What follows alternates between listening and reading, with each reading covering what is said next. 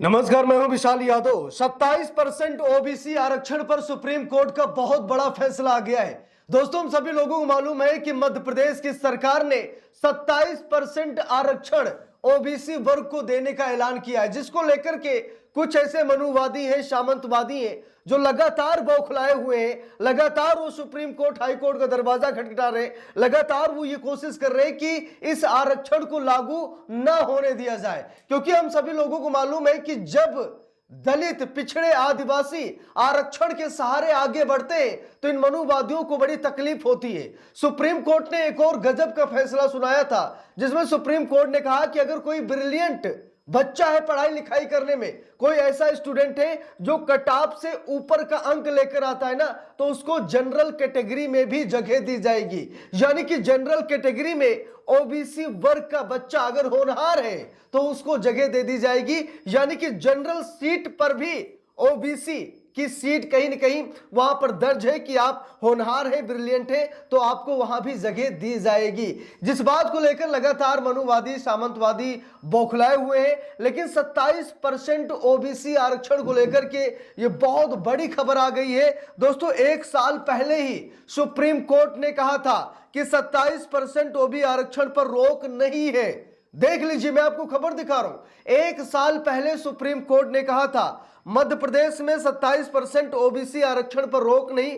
Supreme court ने सरकार के सर्कुलर को चुनौती देने वाली याचिकाओं को खारिज कर दिया था। तो बात यह है कि मध्य प्रदेश की सरकार ने 27% आरक्षण की घोषणा की, बाकायदा विधेयक बना, कानून बना, ठीक है, सब कुछ हो चुका है, पूरी प्रक्रिया हो गई है। लेकिन कुछ ऐसे मनुवादी हैं, आरक्षण विरोधी हैं, जो लगातार ये कोशिश कर रहे हैं कि ये लागू ना हो पाए। तो एक साल पहले ही सुप्रीम कोर्ट ने कहा था कि अगर 27% रिजर्वेशन आरक्षित किया जाता है ओबीसी वर्ग के लिए तो इसमें कोई दिक्कत नहीं है, कोई अड़चन नहीं है, ठीक है। लेकिन कुछ लोग ऐसे हैं जो लगातार याचिका दायर कर रहे हैं और लगातार उनकी याचिकाओं को खारिज भी किया जा रहा है, लेकिन इसके बावजूद वो सुधरने का नाम नहीं ले रहे। तो दोस्तों, बड़ी खबर सामने आ गई है।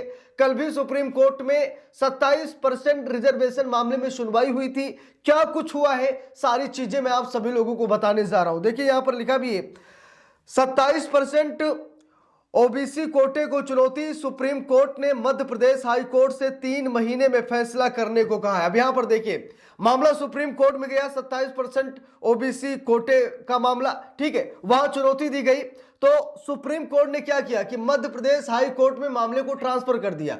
सुप्रीम कोर्ट ने मध्य प्रदेश हाई कोर्ट से कहा कि 3 महीने में आप फैसला कीजिए कि 27% ओबीसी आरक्षण लागू होना चाहिए या फिर नहीं होना चाहिए। अगर कोई अड़चन नहीं है तो लागू कीजिए, अगर अड़चन है तो शायद इस पर रोक भी लग सकती है और 27% से घट भी सकता है। तो इसीलिए हम सभी लोगों को अपनी मजबूती बनाए रखना है, क्योंकि ये मनुवादी जितना SC ST एक्ट के विरोधी हैं, उससे ज्यादा मतलब ये ओबीसी या SC ST आरक्षण से इनको बड़ी तकलीफ होती है।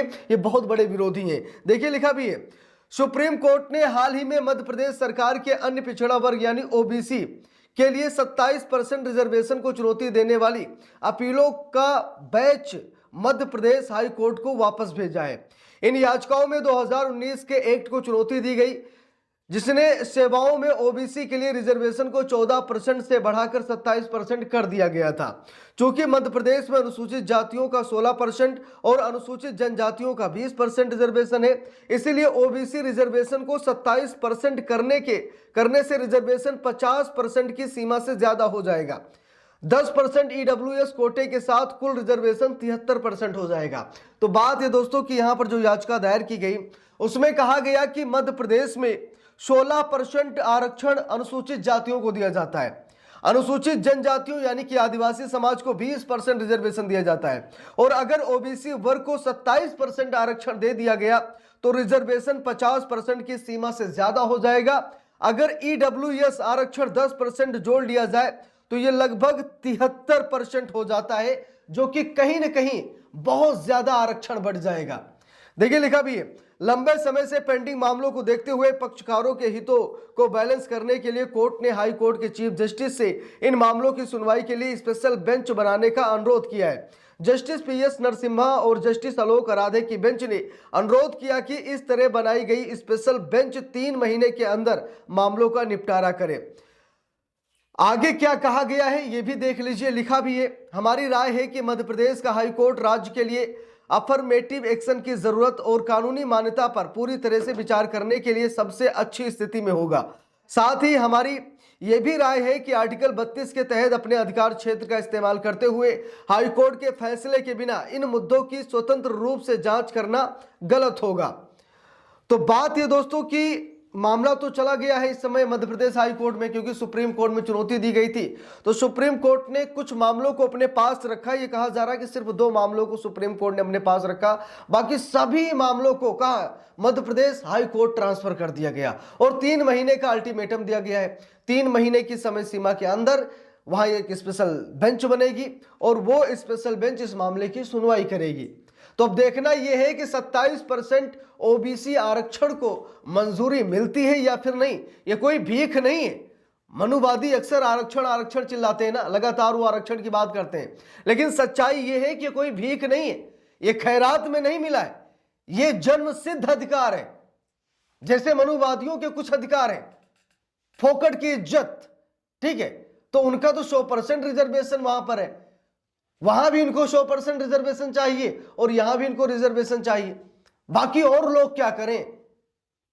तो ये सबसे बड़ा मुद्दा है, सबसे बड़ा सवाल है। और मध्य प्रदेश की सरकार ने, मोहन यादव की सरकार ने 27% आरक्षण लागू करने का ऐलान किया है। यहां तक कि सब कुछ नियम संगत चल रहा है, लेकिन बात यह है कि मामला कोर्ट तक चला गया है। कुछ लोग कोर्ट पहुंच गए हैं, आरक्षण को चुनौती दे रहे हैं, तरह तरह की बातें कर रहे हैं, ठीक है, कह रहे हैं कि आरक्षण बहुत ज्यादा बढ़ जाएगा, इतना आरक्षण नहीं करना चाहिए, ठीक है। लेकिन अब भाई मामला कहां? कोर्ट में है। अब कोर्ट को जैसा उचित लगेगा, क्योंकि कोर्ट का फैसला सर्वमान्य है, कोर्ट का कोई भी फैसला है मानना पड़ेगा, चाहे हम हैं चाहे आप हो, यानी कि मानना ही पड़ेगा। तो कोर्ट में मामला गया है, मध्य प्रदेश हाई कोर्ट में फिर से मामले को ट्रांसफर कर दिया गया है और उम्मीद है कि मध्य प्रदेश हाई कोर्ट जरूर लोगों के दुख और दर्द को समझेगा, उनके मौलिक अधिकारों को समझेगा, क्योंकि भावनाओं के आधार पर फैसला नहीं बल्कि सबूतों के आधार पर होता है। और मध्य प्रदेश में बड़ी आबादी है ओबीसी वर्ग की, तो इससे ऐसा लगता है कि ओबीसी वर्ग के लिए यह आरक्षण लागू कर दिया जाएगा।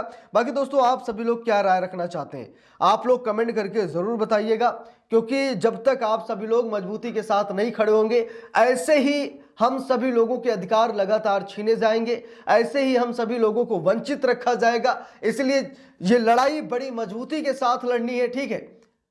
हम लोगों को मतलब विरोध में हजारों लोग खड़े हैं, लेकिन समर्थन में सिर्फ मोहन यादव खड़े हैं या उनकी सरकार के लिए। भाजपा तो शायद ऐसा नहीं सोच सकती, लेकिन अब क्या बताएं, क्योंकि हर नेता के अलग अलग विचार होते हैं। तो मोहन भागवत को, माफी चाहूंगा, मोहन यादव को ऐसा लगा होगा कि ये जरूरी है, तो उन्होंने ऐसा किया है। अब देखते हैं हाई कोर्ट का क्या फैसला आता है। बाकी आप लोगों की क्या राय है कमेंट करके जरूर बताइएगा। वीडियो को लाइक शेयर, अगर चैनल पर नए हैं सब्सक्राइब करके सपोर्ट कीजिएगा। मिलते हैं दूसरी वीडियो में, तब तक के लिए बहुत बहुत धन्यवाद।